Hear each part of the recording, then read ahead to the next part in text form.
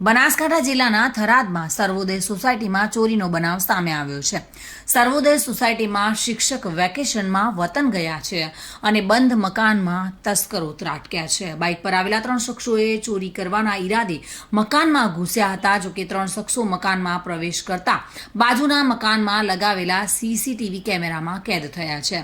ચોરી કરવા આવેલા તસ્કરોએ મકાનના તાળા તોડ્યા હતા। બાજુના મકાન માલિક અચાનક જાગી જતા ચોર ત્યાંથી પલાયન થઈ ગયા હતા। ચોરી કરવા આવેલા 3 ચોરોનો પ્રયાસ નિષ્ફળ નીવડ્યો છે। મકાન માલિકે થરાદ પોલીસને જાણ કરવાની તજવીજ હાથ ધરી છે। જોકે થરાદની સર્વોદય સોસાયટીમાં ચોરીને અંજામ આપવા માટે આ ચોરો સોસાયટીમાં ઘૂસ્યા હતા, તાળા તોડ્યા હતા, પરંતુ બાજુમાં મકાન માલિક જાગી જતા ચોર ત્યાંથી ભાગી છૂટ્યા હતા।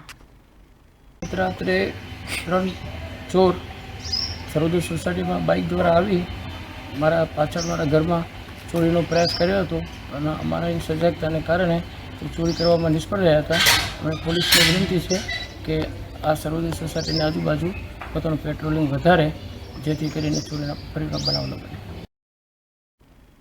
મહેન્દ્ર ઓઝા સાથે bureau report, today Gujarati news.